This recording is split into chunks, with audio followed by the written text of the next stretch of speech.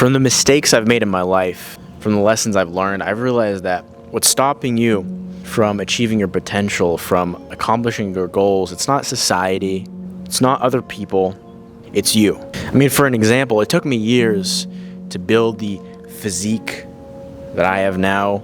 You know, it took me pushing past plateaus in the gym, learning about nutrition and diet, rest, recovery, all these things. But I realized that the same thing that has allowed me to overcome my plateaus is the same thing that's allowed me to overcome my addictions. The reason why I have the physique that I have, why I've made so much progress in the gym, and looking at people that are successful in their goals, I've realized that one thing that is true amongst everybody, every one of them, is that they don't give up. Like, they just don't give up. For whatever reason, they don't have an off switch. Because I've failed thousands of times, I've realized that really failure is a mental thing. Once you accept failure, that's when you lose. That's when you actually become a failure. Once you give up, that's when you become a failure. I remember listening to a speech by Steve Jobs. It was about him when he got fired from Apple. And he talked about how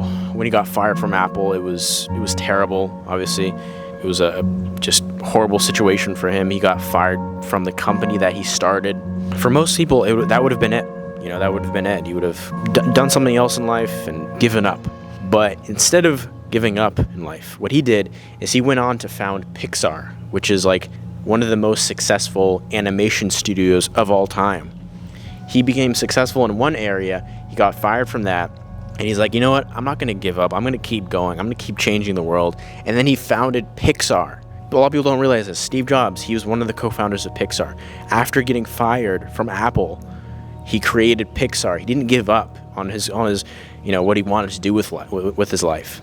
He didn't give up pursuing his goals. He just did it. Another thing that he said in a separate speech was that how he talked about the people that change the world are no smarter than you, and yet they accomplish things.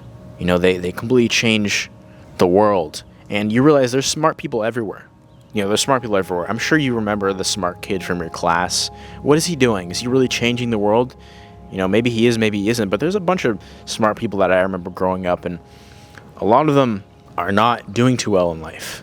Not because they don't have the talent for it, but just because they just don't do it. They don't have the goals.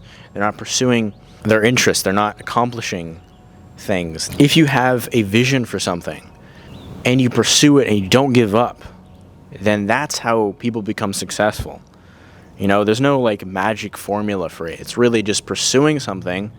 When you fail, learn from it, correct, keep on pursuing that, learn from your failures, correct, and then do that, 1,000 times, 10,000 times, and then boom, you become successful.